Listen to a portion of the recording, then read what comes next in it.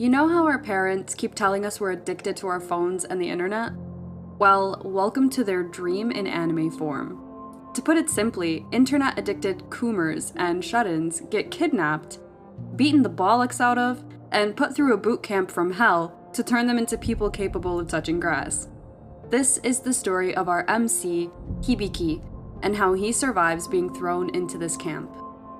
As we watch on, a young man named Hibiki spends hours upon hours wasting away at a gaming cafe, pouring all his time into being a complete loser.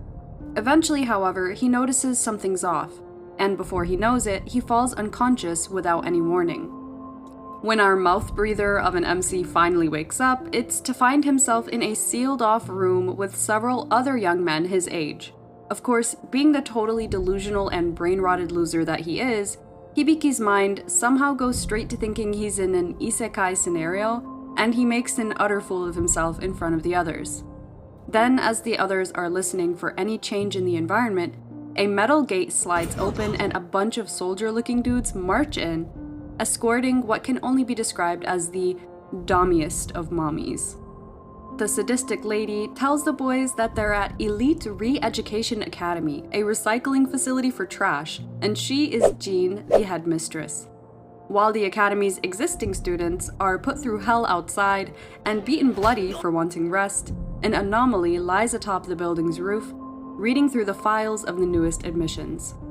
Back in the sealed room, one of the boys decides to act tough and flex his in-game followers of all things to pressure the adults to let him out. His empty bravado inspires an equally moronic cockiness in another of the boys too, but that's put to rest pretty fast when the head soldier or instructor proceeds to beat him black and blue for his arrogance. As the other boys watch the abuse, they realize that this is their reality now, something which hits our MC especially hard considering his earlier belief. The head instructor, Shion, has the boys line up and does roll call after Jean leaves. During this, he reveals to our MC that he's actually forbidden from all contact with the outside because his mother specifically requested that he be quarantined here till he turns 18. While he's in a state of denial, Shion grills him over how he was ogling Jean earlier, and no matter what answer our MC gives, he gets used as a punching bag. After being blasted with a hose and forced into the standard uniform, the boys are given a rundown of their daily routine, during which our MC realizes just how absolutely screwed his current situation really is. As the rest of the group goes on, Hibiki slips away and races to the building's roof, because plot, I guess. Even he doesn't know what he's doing or where he'll go if he escapes this place. Because the more he remembers what low IQ he's shown to his mom, the more he realizes she is, in fact, the one who had him sent here. With that realization, when he finally makes it to the roof and sees just how massive this place's campus is, our MC decides to yeet himself off the building and end things here and now. Meanwhile, the instructors downstairs have realized that Hibiki has run off and begin searching for him to administer punishment. On the roof, Hibiki's enchanted dumbness is moments away from taking the plunge when a highly amused voice speaks up from behind him, revealing another student in the same uniform as himself.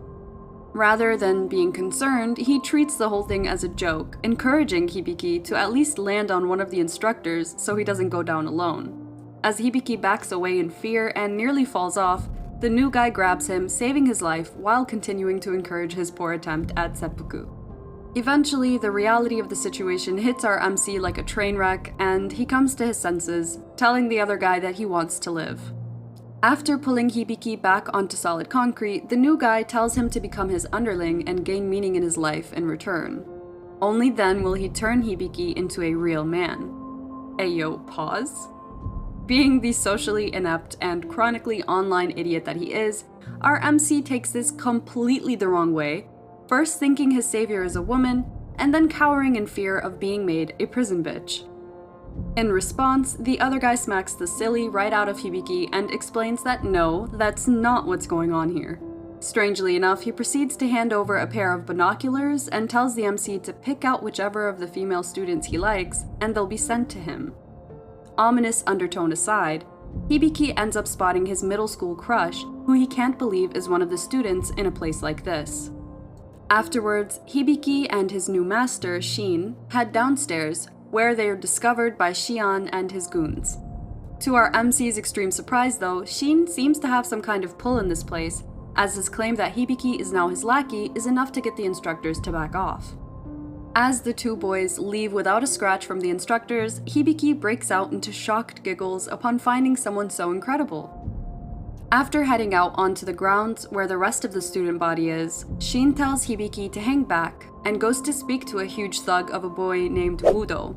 When Shin returns after speaking to the big guy, Wudo heads over to a seemingly random girl and proceeds to pull some pretty, well, let's just say it's some super inexcusable stuff. Not only does he rip open the girl's top and steal a phone she's managed to smuggle in, but he even has her held under threat of a strip search, all thanks to his authority as a discipline officer. Before things can truly go too far though, the very girl our MC remembers from middle school, Shiori, steps in and holds Wudo at knife point to let the girl go. As it turns out, Shiori is the student council president for this hellhole. Something she displays without hesitation as she floors the absolute bollocks out of one of Wudo's men when he tries attacking her. When another one tries the same, Hibiki decides to actually do something useful for once and steps in to shield her from a rock. As instructors arrive on the scene to break things up, Shiori helps up the other girl and, upon recognizing Hibiki, tells him to come to the infirmary with her so she can patch him up. Meanwhile, a staff meeting shows head instructor Shion being roasted by his peers for being late to the meeting all because of some new kid. Over at the infirmary, Shiori starts treating the wounds on our MC's face, and the two begin to talk about everything that happened. Unfortunately, Hibiki's shut-in Coomer nature shines through before long, and Shiori threatens to neuter his sorry butt for popping a boner at a time like this. Deciding to try and put that bullshit out of her mind altogether, Shiori turns to the girl she saved and tells her she wants to discuss terms for a trade. The girl tries her best to play to Shiori's conscience and have her get her phone back, but Shiori has no interest in playing the hero. Instead, she offers to teach the girl knife skills in exchange for smuggling in another phone for her. Long story short, those negotiations don't last long and she turns to leave. That is, until our moron of an MC opens his fat mouth and starts yapping like no tomorrow about how Shiori's better than this. She don't know you like that, little bro. Just then, Shin shows up to the room from where he was eavesdropping and reveals he has the phone. As both Shiori and the other girl demand it, Shin tells them that the condition for getting the phone is to spend some time with Hibiki and make him a man, if you catch my drift. The girl who the phone belongs to doesn't hesitate for even a second before trying to get into Hibiki's pants with an obviously fake and overplayed good girl persona. Unfortunately, the MC's brain is full of more holes than Swiss cheese, and he's not thinking with that part of his body anyway. Despite meaning to side with Shiori as an old friend, he gives in to the thought instantly, yet again showing how pathetic he really is.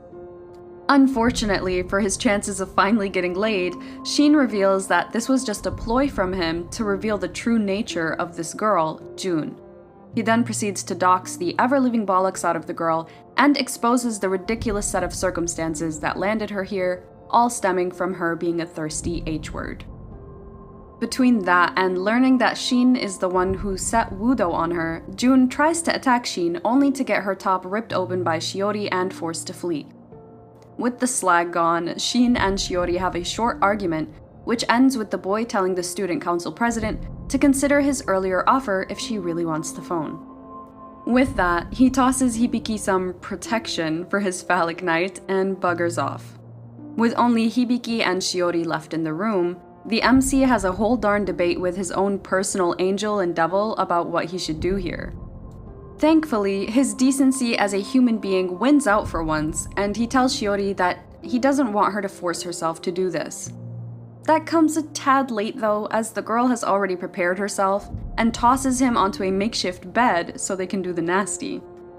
Being not very bright as he is, having never known the touch of a woman, Hibiki all but shoots his load the second Shiori puts his hand on her melons. Unfortunately, the moment doesn't last long, as even just touching someone as vile as our MC makes Shiori gag and borderline vomit like no tomorrow. Despite her repeated attempts to go through with the act, The girl only ends up making herself sicker and pukes straight into Hibiki's mouth. Eventually, even Hibiki hits his limit and talks her down from what she's doing. Becoming a man be damned, this is just disgusting for them both at this point. Perhaps some people just aren't meant to get any. Outside, Shin stands against the door with a smirk on his face as he listens to the proceedings like a total freak. Luckily for our all but brain-dead MC, Shiori actually appreciates his willingness to spare her from Shin's demands. After making some brief references to their shared past, revealing that Hibiki was once a track and field star at school, the MC tells Shiori that he'll earn her trust the hard way. Quite literally. In order to provide proof of their actions to Shin, Hibiki takes the rubber he provided and proceeds to choke his chode into it. The only problem with that is that his brain's so utterly dependent on the internet that he can't jerk it off to imagination alone.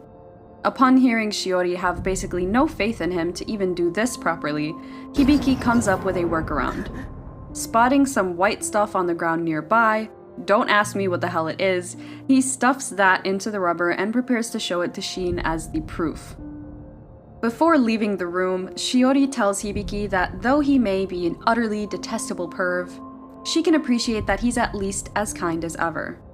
With a promise to defend him from any bullies, she heads out, taking the phone from Shin as she does. As for our MC, he's practically on cloud 9 after getting on good terms with his crush. When Shin walks in, Hibiki shows him the filled up rubber to prove they fulfilled his condition. Then, in a move utterly lacking any self-awareness, Hibiki tries to lecture Shin on morality and the wrongness of his actions. Naturally, Shin decides to slam him into a wall and remind him of his place as the boy's minion and nothing more. When he demands that Hibiki call him master, the boy's had enough and rushes off while claiming that they have nothing to do with each other from now on. Unbeknownst to him, his actions were all predicted by Shin beforehand. After fleeing from Shin and facing the verbal bullying of the student body for being a new guy, Hibiki heads to his assigned dorm. Much to his surprise, the guys there actually seem pretty decent, from the dorm head to his roommates themselves. They throw him a pretty nice welcome party, all things considered, and even tell him they'll handle all his tasks involving moving in. All he has to do is go get them some awesome food. After all, he's Shin's underling, so he should be able to get that without any trouble. Of course, they don't realize that Hibiki made the absolutely brain-dead decision to not stay on good terms with Shin, so when he returns to the dorm with the same pathetic free food that everyone gets, the dudes aren't really happy.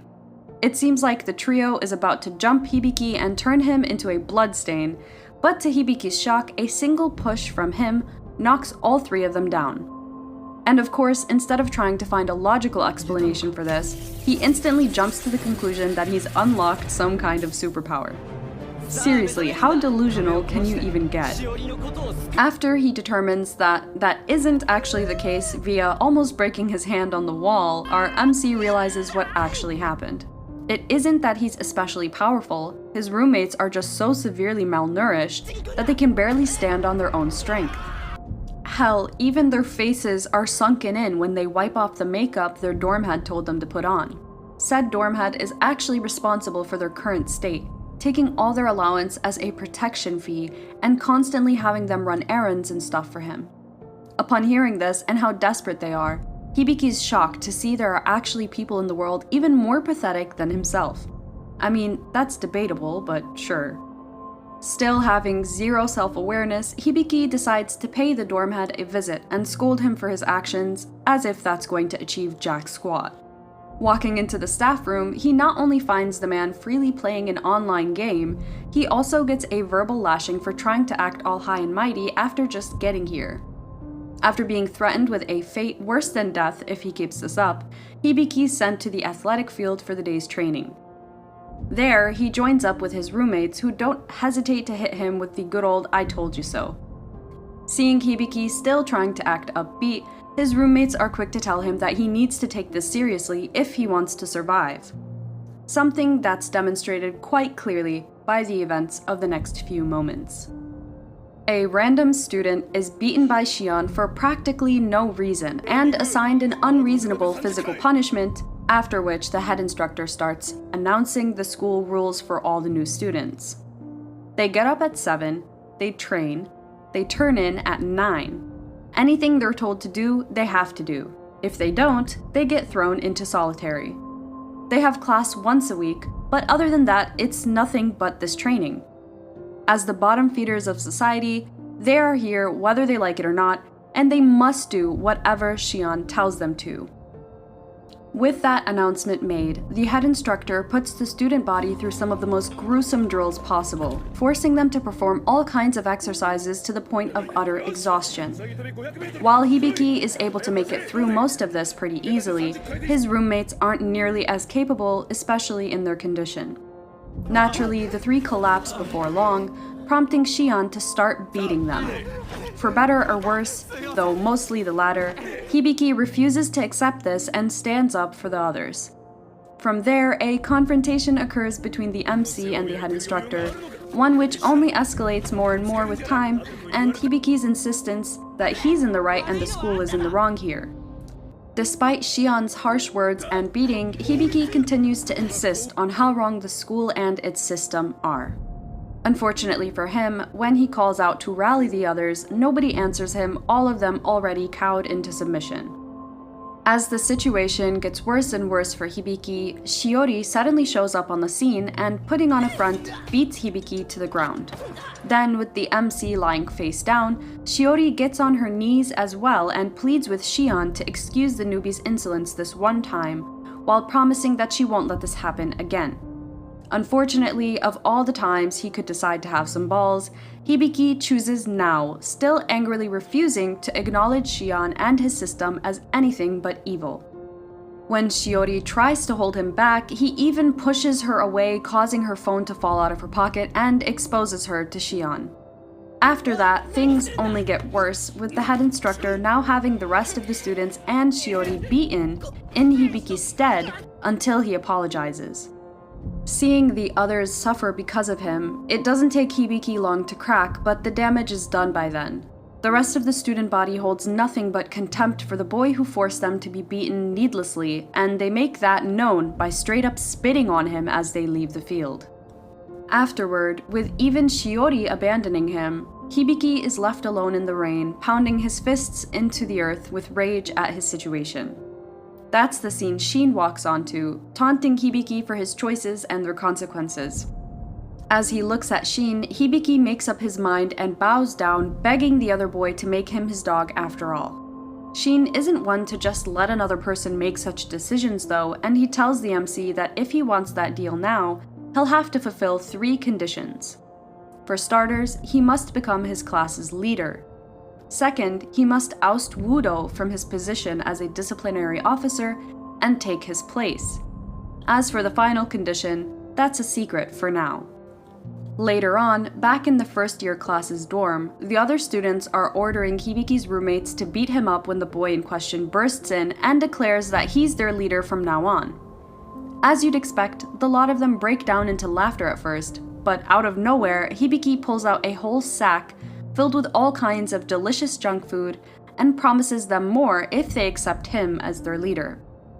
Almost before he can even finish that sentence, they're already on board, and Shin's first condition is fulfilled. Next, our MC makes a beeline for Wudo's dorm room. After busting down the door, Hibiki uses the shock factor of his entrance to blindside the fatty and get a punch-in on his face. With the thug enraged, it's easier than ever for Hibiki to lead him and his goons on a wild goose chase all over the school grounds. That is, until they reach a narrow opening between 2 buildings that he squeezes through, forcing the thugs to all go after him one by one. This is where Hibiki's plan pays off. Using his jacket as a makeshift sack, he fills it with bricks and proceeds to bash in the head of every thug that comes through. This is something he came up with while speaking to Shin earlier. He may not be the strongest physically, but using his stamina from his time as a track and field athlete, and his brains, he's able to outsmart all these idiots and bring them to their knees. Even when one of Wudo's goons does grab Hibiki, he can't hold on to the boy because of how fast he is and how slippery the rain's making him. After bashing in that guy's head as well, Hibiki poses up and emotes on Wudo with a thumbs down full of contempt before checking his watch. Whatever the last stage of his plan is, it's not far off now. What could the third criteria be for becoming Shin's lackey? And will Hibiki manage to reconnect with his middle school crush? We'd love to hear your predictions, so share them with us in the comments below. If you enjoyed this recap, don't forget to like this video and subscribe to our channel for more exciting content. Your support means a lot to us and helps us keep creating. See you in the next one.